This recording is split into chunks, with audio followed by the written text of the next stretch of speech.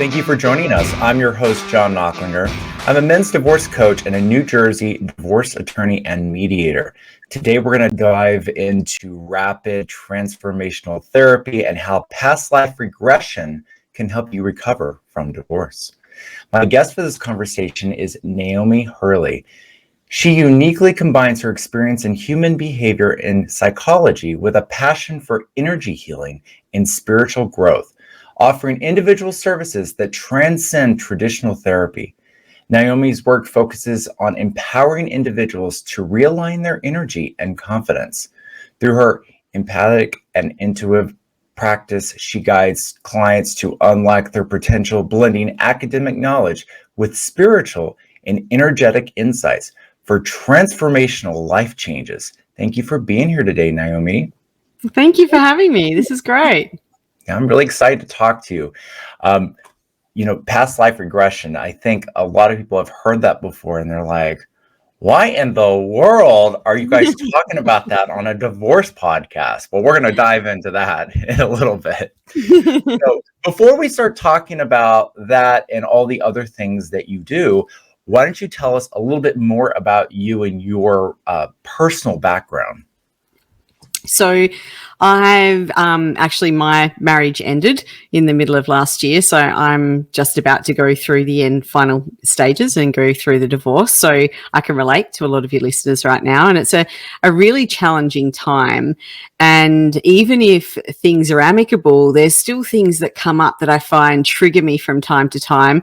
I just find that as I'm going through it, the responses are less intense and my recovery is a bit quicker. So I wouldn't say I'm at the other end of it just yet, but I'm definitely navigating life a bit better. And, there's things like I get the whole wardrobe. I've got to be happy with that. And, there's decisions I get to make now without consultation, but it still doesn't take away the fact that, a relationship of that long has ended. I have two children. One is 20 and one is 10. So there's a big gap between them. And it's really great at the moment as well. I'm finding I'm able to spend a lot more time focused on them, which is a really good benefit. I like strength training, walking, those sorts of things, looking after my body. And I have daily practices as well that I can connect with myself more. And I feel like that's probably what has helped me get through it with the least amount of effect as what it could have been, the potential of what it could have been. So how important do you think reconnecting with yourself is after someone's going through something like a divorce? I feel like it's so important because I've just been us for so long. And even though I still had my own space and I still did my own thing, it was still an us. And, major decisions or, it was dinner time. So I'd make sure I was home on that particular time. Whereas although I have more freedom, I still sometimes go, hang on, my person's not there to share that with. So there's definite benefits, but there's still some of those hindrances that pop up as well from time to time. You certainly don't have to go to somebody else now and say, well, what do you want for dinner? It's like, oh, wait, I get to have whatever I want to have all the time. Like, I don't even have to ask anyone else now. Yeah.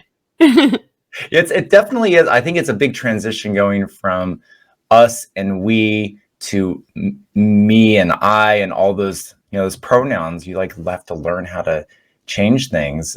You're so used to telling people stories when you're married, like, well, we went to the movies the other day, or we went to dinner the other day, or we went on this vacation. I think it's probably very difficult to learn to train yourself to say I again, because you haven't been an I in so long. Yeah. And it's also with the work that I do, I tell stories because that relates to people and gives them a different perspective rather than pulling out of a textbook. So I do have a psychology degree as well as my hypnotherapy. So I've got the science background, but people don't often want to hear that. They want to hear something real.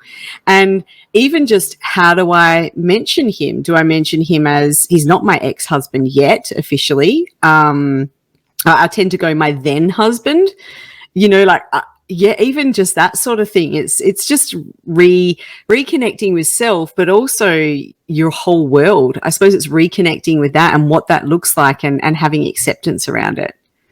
I think that, the first thing that people start to think about when they're going through a divorce is, your next chapter. And part of the next chapter is other relationships, other, romantic relationships. Although I tell you, as a divorce attorney for 20 years, I've heard practically every person I've ever divorced say, I'm never getting remarried again. I'm not going to be in a new relationship. And then inevitably they do, because that's part of human nature. So I want to know what your thoughts are on getting back into the dating world. Like, how do you feel about this? How do you think it's going to go? Like, what are you expecting? What kind of surprises do you think you might be in store for you? Because it's been a while since you've dated. It's been 15 years since I've dated. So yeah, definitely a long time. I am open to meeting someone else. I don't think I'm in a hurry to do it, but I've just come to a point of putting myself out there. And even before we started recording, I mentioned I'd sign up to a dating app, and just the way, it was very flattering, some of the people that were contacting me, but even and I suppose it's because I know human behavior, right? Some of the way they're speaking to me, it was just really cringy. I'm like, no. And so I think I might delete the app, because I don't know if it's because I'm not ready or because that's just turned me off. But the only reason I joined that was, less about the intimacy and less about the relationship, more about just going out and meeting people and having fun in that space. I think I'm ready for that. I don't think I'm ready for the commitment phase at the moment, but I'm pretty open-minded, and I do believe, with my spiritual beliefs, that old mate up there's got a plan for me, and I've just got to be where I need to be at the right time for that to happen. I love that. I'm wondering, you talking about this dating app, do you find that people are contacting you based on asking you questions that are more based on what do you look like and things like that? Or do you find that people are actually reaching out what are you looking for? What is it that your expectations are in a relationship? Mixture of both. Mm-hmm. I've definitely had some that have actually read my profile and asked me questions about my profile. So I mention about spirituality in there, and I've had someone say, do you believe in God? Is it religious based? Then I went through and said, no, it's not religious based. It's just my spiritual beliefs. So then I've had some people that are just like, oh, you look really beautiful. I connected with you. I think we need to get to know each other better. That's not kind of what I'm after. I suppose I'm not the kind of person that needs to be flattered in that way. Yes, I love it. Don't get me wrong. I love it when I'm told that I look pretty and I look beautiful and things, but I'm not needy in that space. I want more of an intellectual connection. So, but I've had a wide range, all different things that have come at me in one weekend. I only signed up over the weekend, and it was just like, oh, it's a bit overwhelming. Right, you're like the fresh meat on the app. Everyone's reaching out to you right off the bat. Sounds like you would be a good candidate for Love Is Blind. Have you ever seen that show before? Where people are actually, they go on dates without knowing what the other person looks like at all. So you're basically just getting to know someone without knowing a thing about what they look like, what their race is, how tall they are, anything about them. So it forces you to really connect with people on a deeper basis, and then you find out, is love really blind? Once you see someone you've connected with and the looks don't match what you expected, do you still want to be with them? I think I think the show is fascinating about what people see in each other, and whether, because you should be able to really have a deep relationship with someone without knowing what they look like. I mean, blind people do it, and so I think, but anyway, I digress. I'm off on a tangent. So so you've been helping people overcome all kinds of issues through all the work that you've been doing. So before we get into the hypnosis and past life and all of that stuff, let's talk about more more of the things you do, your psychology background. Talk to me about this RTT, because I've never heard of it before, and I kind of am interested in what is it and how do you use it to help people? Yeah, so RTT stands for Rapid Transformational Therapy, and it's a therapy modality that was actually created by a lady named Marissa Peer. Marissa Peer is based in the UK, and she's set it up. It is under hypnosis. It's facilitated under hypnosis, but it really connects with the subconscious mind.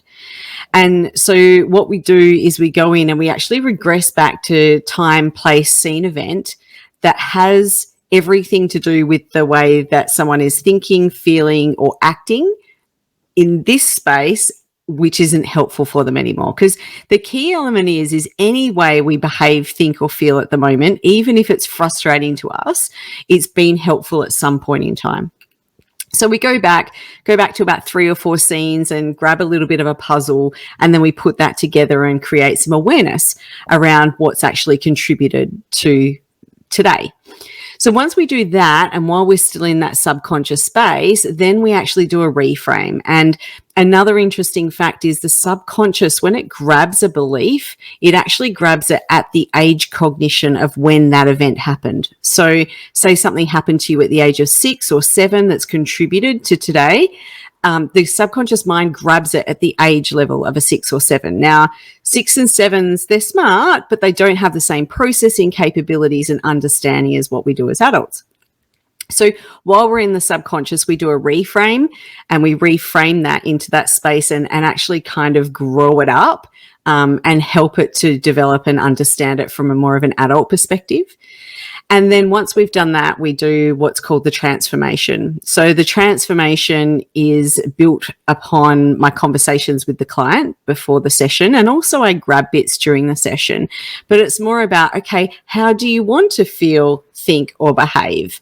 And then it's going into the mind, the subconscious mind, and saying, okay, now we've identified why this is happening and we've realized that it's no longer helpful. This is now where we want to be. And this is now what we want to have the programming. So that's that part of the session I actually record. And I pass that recording on to my clients.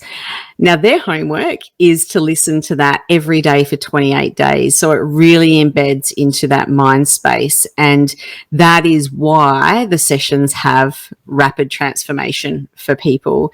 Marissa says it can be up to 3 sessions for people to really get some meaningful change, but majority of my clients, probably about 80 to 90%, only have the 1 session.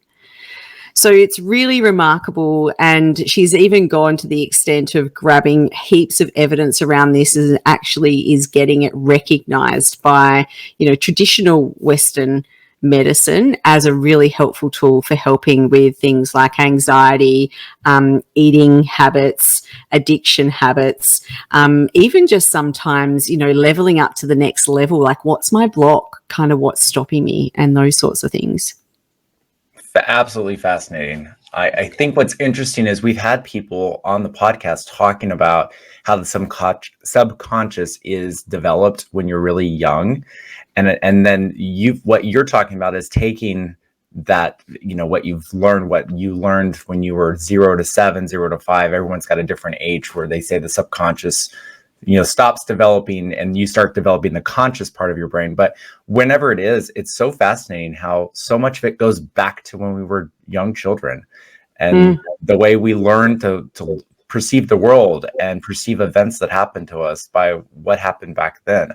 I find that so fascinating. I just think it's interesting. I've said this to other people before. I have a daughter who's 11, and I started going through mindset training whenever she was very young, and I started hearing these concepts. And literally every day, Niomi, I was scared. I'm like, oh my God, I am going to screw up my daughter. I am going to screw her up. And now she's going to have to go get help when she's older to learn about dealing with all the stuff that I screwed her up with. And so I think it's just fascinating. But so this is about this life. And of course, then there's the past life. So you put people under hypnosis to talk about these issues? Yes. So we go in through hypnosis, which is then really all that is the therapeutic type of hypnosis isn't like stage hypnosis or the stuff you see mind control in the movies. What it really is about is just getting someone really relaxed. And if anyone meditates regularly, they'll find that at some point in the meditation, they'll be instructed to, look up at the candle above them or the globe above them or the light above them. And so that eye movement going up is what actually sends the brain into the brainwave state it needs to be, which is the same as hypnosis. So how I induct my clients is around where their eyes are when they close their eyelids down, and then we do a couple of deepeners just to get people a little bit deeper. So I've even got one activity where I get them to move so that they actually know that they've still got physical control over their body, and there's no clucking chickens and barking dogs in any of my sessions. So That works really well. But it was really interesting for me to come into this space because I've got a real sciencey background. So my background is HR and safety in the corporate space. In safety, I worked in transport. So I was the auditor. I was in compliance. I did psychology, right? That's where I was headed. And then when I came across this modality, it changed my life. And then I thought, this is it. This is what I'm meant to be doing to change other people's lives.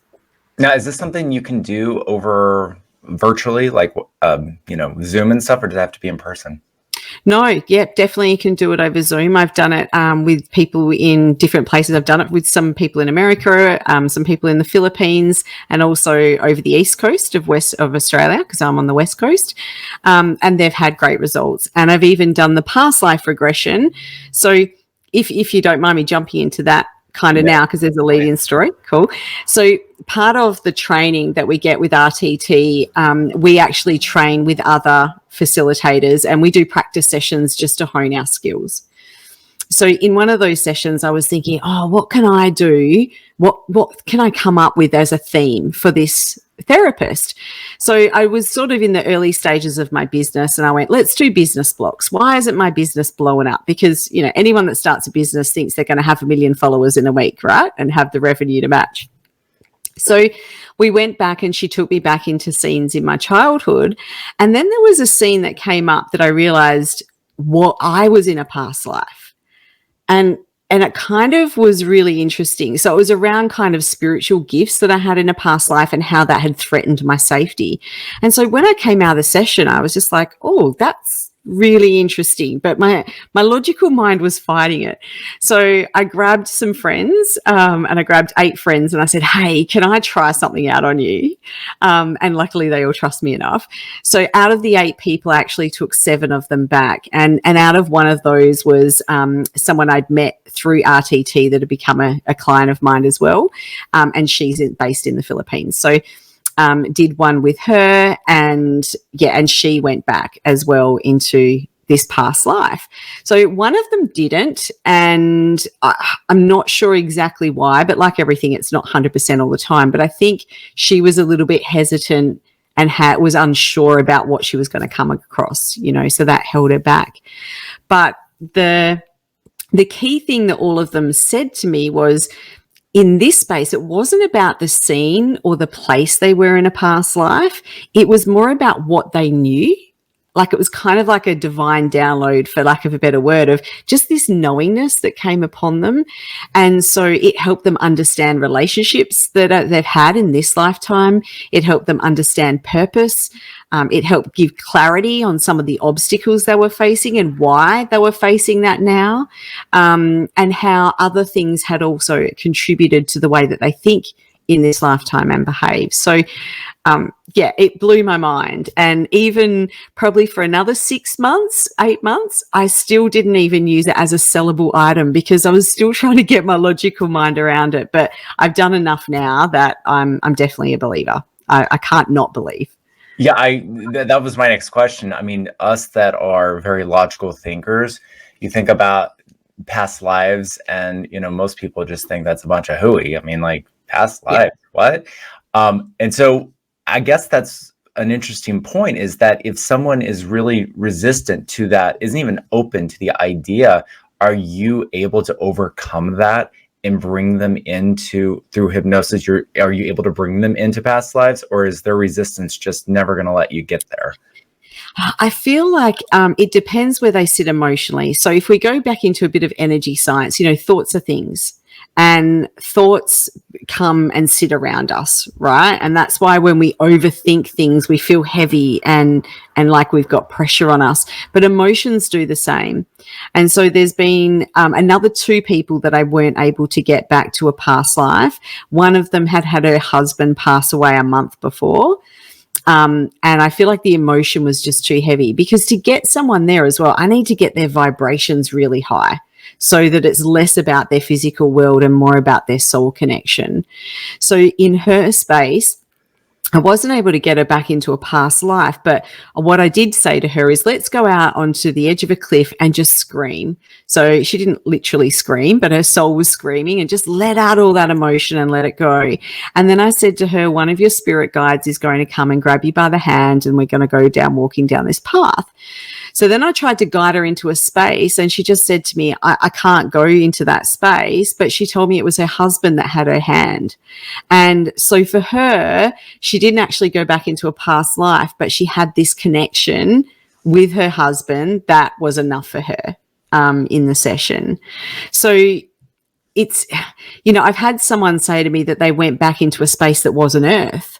Now, my logical mind's going, yeah, right, it's a bit crackers. But what I've learnt by doing these sessions is I only know this much truth, right? There's so much I don't know, and I just have to be open-minded and guide people where they need to be, because it's kind of less about me and more about what they need out of the session. Have you had anyone get very afraid of what they're seeing in these past lives? Well, one of my friends that I took back had quite a religious-based upbringing. So when she told her mum about it, her mum was really cautious with her and saying, it's not God that talks through these people, and, just all of that belief system that comes with the religious doctrine. So she mentioned that to me. And I said to her, well, I only work with God. I'm telling you, you've known me for 20 years, you know how I roll. And I feel like I channel through these spaces as well. So some of the times I'm saying things that I'm saying, but they weren't my ideas. It's really hard to explain. So I said to her, look, you have full control. She'd had an RTT session with me before. So I said, you already know you have full control. And she went back, and she was a nun in a previous life. So yeah, this is why she had this resistance. And she was actually the head of the nunnery or the convent, wherever she was. She was actually wearing a crown. So that actually created a real strict belief system for her. But in this lifetime, she's actually following an acting career. And so part of the sessions as well is I take people in front of what I call their divine council. So I take them into just this beautiful space where there's just spirit around them, and it's kind of like they get this guidance for any questions they have. And they kind of told her that, in these past lives, she had this strictness, but this life is about having fun and bringing joy to people. And so she needs to try and shake some of this paradigm that she has to fit in the box and follow lists and have her rules, because that's not what her purpose is here. Her purpose is just to be in the moment and those sorts of things. So it actually gave her more confidence when she was auditioning, and helped her out with her, relationships with her family. So it was a really great session. Wow. I think that's got to be kind of interesting if you're really religious and you go into one of these and it's sort of at equipoise with your religion, and you're kind of, you don't know what to think. I mean, I can only imagine what that's like for somebody. I guess that's the next question I have for you is do you feel like person's beliefs, whether they do not believe in any religion or God or anything, whether they're just spiritual, whether they're very religious and they actually have a very, very refined sense of religion like Catholicism or Judaism or something like that, do you feel like does that inform how they see past lives, or does it really not have anything to do with what they're seeing as long as they're open to the experience? I don't think it has much to do with what they're seeing. However, I think it has something to do with how much they see. So I had a client that came in that was clairvoyant, and that client was one that went to a place that wasn't Earth. She said it was in a different realm. And when she was going back to her past lives, she had a guide with her. So she was communicating with him and asking him questions about it. And so she just had a different experience because her mind was a lot more open.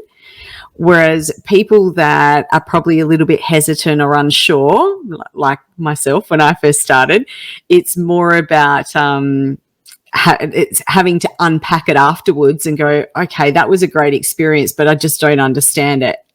How can I unpack this? Well, I would think that once you go down the road of working with you to do this, one of the things I know I would have to do would just be to dispense with like trying to understand it. and trying to understand, is this actually a past life, or is this just the brain being the incredible thing the brain is, and finding things in it to help that you concoct. I mean, I'm thinking about how we all dream, and we all have dreams of things that never happened. We have dreams of us being in places that are different from where we are. And I know that's just your brain's way of working through things subconsciously. Do you feel like that would be important, just to tell someone, okay, it doesn't matter whether you believe this is actually a past life. It's not, you're really looking for the benefits of what we're doing, not trying to understand how is this happening or why is it happening? Yeah, most definitely. It's more about what they get from it. So I take my online clients, I can record that on Zoom so they can have the recording to go back to. But my in-person clients, I take a heap of notes. My background in the office was great because I got great typing speed, right? So when they come out, they forget the ages and the names sometimes of where they were in their past life, because it's more about the message they're getting from that space. So they forget the little intricate details. And I suppose that's what shows that, it's less about what life they're in and more about what the experience was in that life that they're taking from it. Oh, fascinating. I mean, I can tell you that there's probably a lot of people that listen to what you're saying. And, even if they need help, even if they are looking for someone to help them work through whatever they're going through, probably are still like, hesitant, just because you're right. We've seen things in movies and on TV that kind of make this whole idea to be kind of, some people think it's wacky, or some people think that it's just not real. So I would think that one of the things would be very helpful for someone like yourself who's trying to help people using these therapies would be like letting people see what this looks like and what it really looks like. Are there resources out there where you can watch someone go through this so they can see? Because I mean, it's kind of like you don't know what you don't know, and just listening to it sounds a little scary. Yeah, so I've in my local town in Bunbury, Western Australia, I actually now once a month do a group hypnosis. So I did a group. I'd not done it before, but I thought I'll do a group past life regression. There was only 3 people that turned up to the first session, but 2 of them went back. One of them was a believer, one of them was a skeptic. And at the end, I actually said to her, what was your experience like? And she kind of said to me, I was in this room and my kids were playing outside, and it was a hut, it was a wooden hut, but I'm not sure if I made it up, which goes back to what you were saying before. I said, just sit in it. You don't have to believe it, just sit in it. But there is a gentleman named Brian Weiss. Now, he was a psychiatrist, and he was working with people under hypnosis, and one of his clients went back to a past life.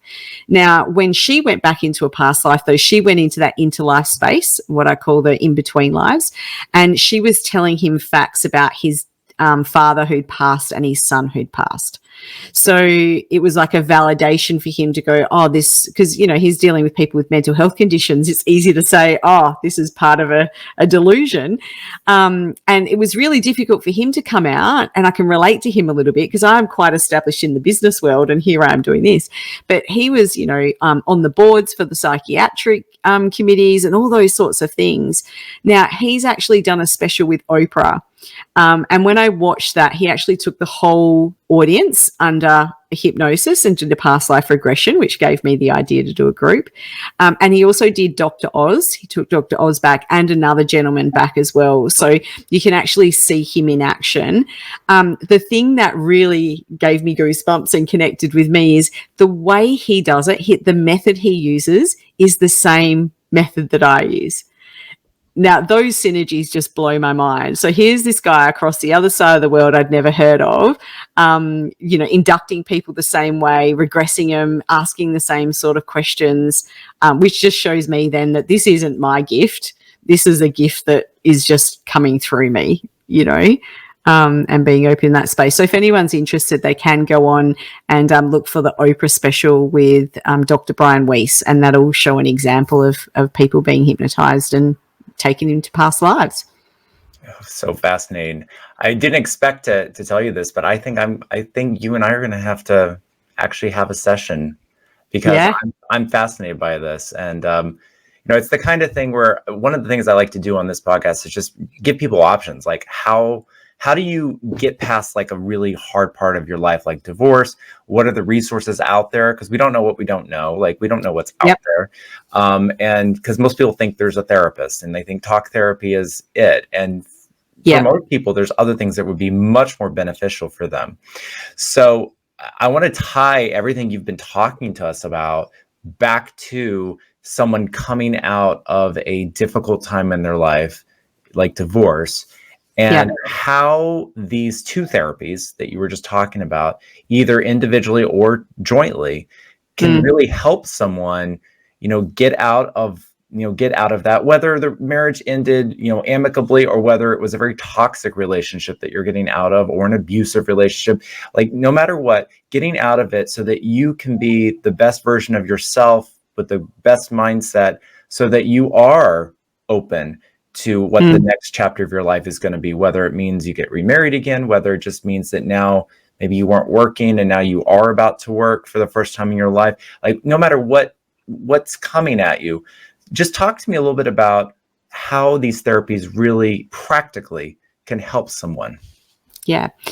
So with the RTT, I have worked with someone that came out of a relationship, and they came to me because they wanted to know why they were choosing that same sort of partner, like those same characteristics and those same traits, because it was all great at the start and then it turned into quite a toxic relationship. And this had happened numerous times. So she came to me for RTT, Rapid Transformational Therapy. And we went back and we had a look at why she was attracted to those kinds of people. And usually it's to do with our enoughness, but that's on heaps of different levels. So with her, she actually identified that it was more of the carer in her, wanting to care for someone and wanting to look after someone, but she needed to then change and put herself first and care for herself. So that's kind of what we worked on in the session. And the thing with RTT is they say one session is equivalent to 10 talk therapies. So some people love talk therapy. That's fine. Some people love breath work. Some people love RTT, right? It's just like some people love going for a run for fitness. Others do strength training. Some do CrossFit, right? So it's whatever works for those people. So within the past life space, it kind of levels it up a little bit. So in the past life space, I had one person come in, which was a relationship-based question, but it was more with her family, right? Not with a partner. And she was having conflict with the family and she was really wanting to know what that was about. When she went into a past life, she realized that her daughter in the past life was actually her mother here. And that happens quite a bit in the sessions. So it's amazing how a lot of the times the souls we're connected with here have been souls that we're actually connected with for a long period of time. It's kind of like we're all mates helping each other out on our learning journeys, right? On what we need to learn and what we need to get from each lifetime. And also her brother came up as well in that space. So once she realized her relationship with them in the past life, it gave her more clarity on why the relationship in this current life was there. So if we're going through a separation of any kind at this point in time, either one of those modalities can help, but in different ways. So the RTT is more about, okay, what's happened here in this lifetime that's created this? Whereas the past life is more of a really deep spiritual insight to go, well, what was the purpose of this? How has this been helpful to me? Or what, is this because I've actually come to give them some learning and some help, or they've come in here to give me some learning and some help? Because one of the things I've picked up is we're never going to know what it's like to be tall if we're always short. Right? So part of this spiritual evolution is coming in and doing different things each time. So we have these different experiences. We're never not going to know what it's like to have our heart broken if we've always had perfect relationships in every life. So although it doesn't help when we're in the pain, I get it because I've been there, but understanding that there is some purpose to it and that learning has actually helped us grow is kind of what the soul is here trying to do. One of the things that in particular men experience, at least the men that I have coached, is this inability to accept that it's happening, or the inability to detach from this past, this relationship that has ended. And it's so many people, and you've probably seen them in your life. These are the people that spend months, sometimes years, hold out in their house, maybe starting to abuse some kind of substance, alcohol or drugs, don't go out and do anything because they are so caught up in why did this happen to me, and they cannot seem to get over the fact that the marriage is over. You sort of have already answered this, but I want to ask it more directly. How would these therapies help someone learn how to detach from their past so that they can move forward into the future? Yeah, so I believe, and this is also a core Buddhist belief as well, that all suffering is caused by the inability to detach. So if we look at all suffering, it's about not having acceptance, or not about not being able to detach from something in particular. If we lose something that means something to us, we're sad, we get emotional.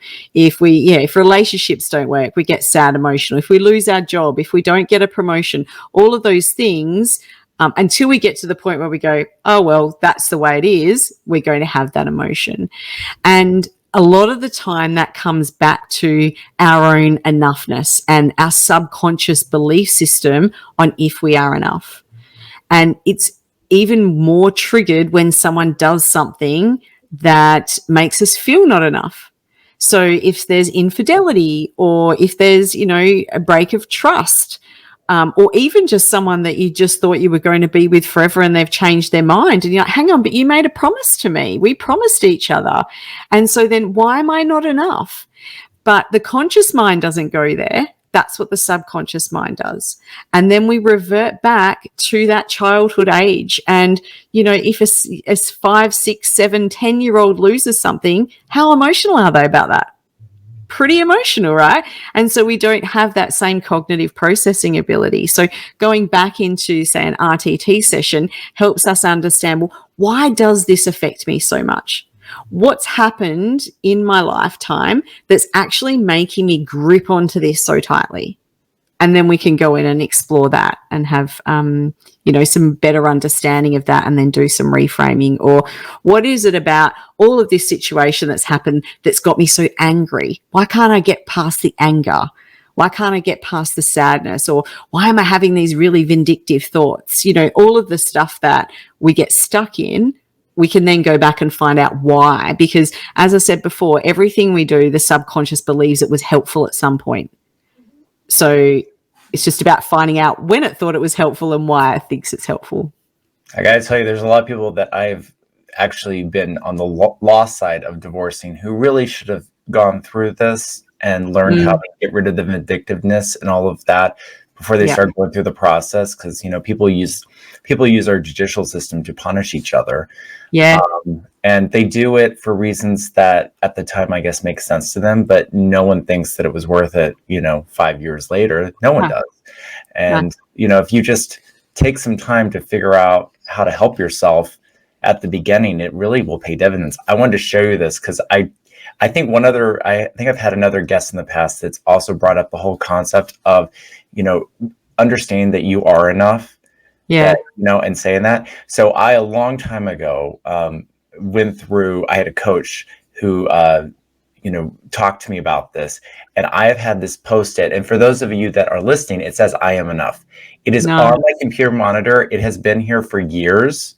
And I look at it every single day. Yeah. And that's one of the hardest, I think it's one of the hardest things just to remember. Yeah. Is that you are enough.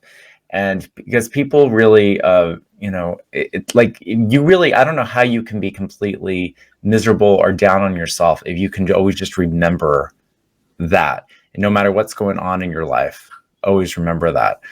So going back to these two modalities, I'm really curious, whenever someone contacts you, do you just automatically say, we're going to start with the RTT and then we'll go to past life? Or do they tell you what they want? Or do you do like some kind of intake with them and you figure out what would be the best way to proceed? Or I guess I'm curious, like, what the process is. How do you figure out what to do with somebody? So my clients up front, I have a discovery call with them, which is usually a 15, sometimes half an hour, if we connect, phone call with them, because I want to feel their energy as well as giving them an opportunity to feel mine. And as I said before, there's got to be trust, or it's not going to work. So, even especially someone that's quite hesitant or skeptical, they have to be able to connect with me enough to go, actually, she's saying some things that show me she knows what she's talking about. I trust her. Now, I have had some clients or potential clients that I've spoken to, and I've actually said, I don't know if I'm the right therapist for you. I think you need to find someone else. And then I did have someone contact me that was doing interviews of therapists. So she's heard of RTT and she was looking for particular things. So she'd actually booked discovery calls with 3 or 4 therapists and was calling all of them and doing these mini interviews so she knew the right one to go to. So first up, that happens. And then if we connect, if we both decide it's a good fit to work together, then we'll go to book in for a session. Now, I usually let the client guide me on that, and say, this is what I'm after. I'm after an RTT, or I'm after a past life regression. But I have had some people that I've spoken to, and again, some of the stuff that comes out of me isn't from me, where I have actually recommended and said, look, I think an RTT is going to be more beneficial for you in this space. And that's usually when they're just really still stuck here in this physical space. It's good to try and release some of that first. But, with that enoughness that we were talking about before, I've been working on this for years, and I even went to a psychologist when I was studying psychology because I didn't want to be a therapist trying to heal through my clients, right, as many do.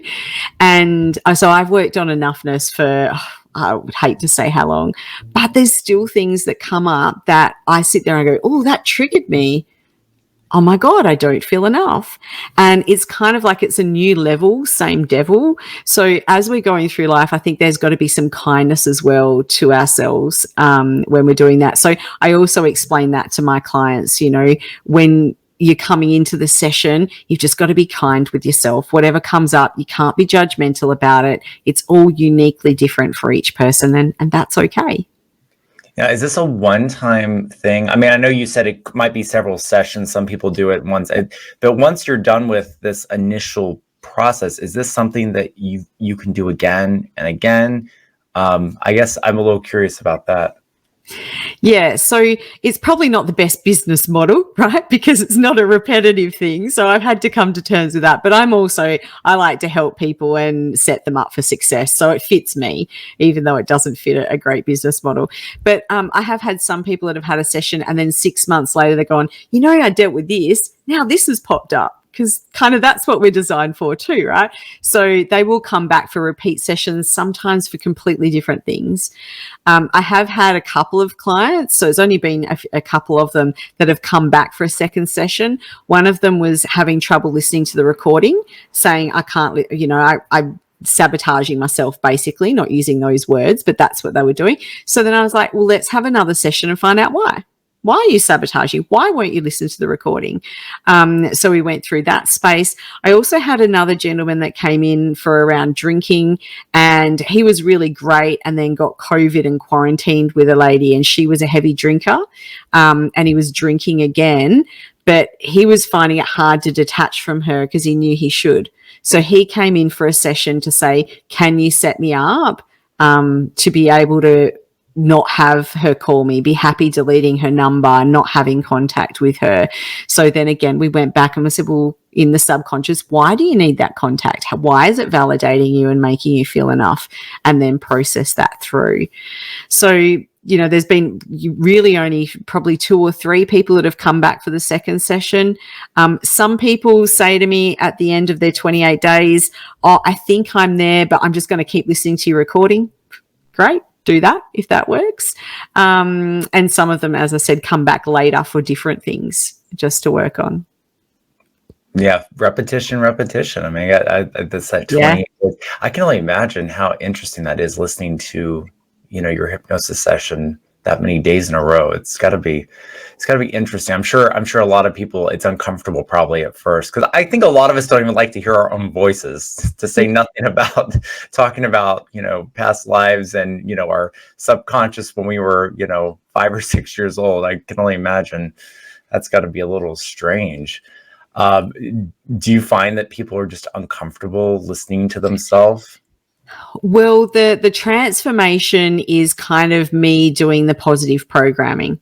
So that's the part that I actually record. So I actually have a pre-recorded induction at the start. So I actually get them to take themselves into hypnosis. And then I go through and talk about, say it's something about I had someone who was had issues with drinking and it was affecting their job potential. So, one of the things I said is you find yourself not wanting to drink, and knowing that you don't drink during the week makes you so proud because you're role modeling for your children and you see them right now smiling at you and you feel they're proud of you. And so just really creating that emotional connection with the end game really then gets the mind to be focused on that's what I'm going to do. And, it's kind of the reverse element of things like DV relationships. Someone's told that they're incapable and not enough so much that unfortunately they believe it, like no one's going to love me. And so it's using those principles, but using the superpowers for good, right? And really just embedding in these really great belief systems into people's minds. And the bonus of it is because it's the same brain waves as when we're sleeping, people can actually listen to it as they're going to sleep. It still has the same impact. So this is where if they're not listening, they're self-sabotaging, right? Because they don't even have to set aside time. They can just listen to it on their way to bed. Fascinating. Now, do you have to have a very specific problem that you're trying to solve for this to be helpful, or could it just be more nebulous? Like, I'm just depressed right now. I don't know what I need to do with my life. Or does it need to be something more specific, like I need to get over a relationship, I need to stop drinking? Yeah, it can be something really serious. I had one gentleman come and see me. He just said he was trying to get out of a funk, and he had his own business, and he just felt like he wasn't inspired anymore. And he just wanted to work out what was stopping that from happening.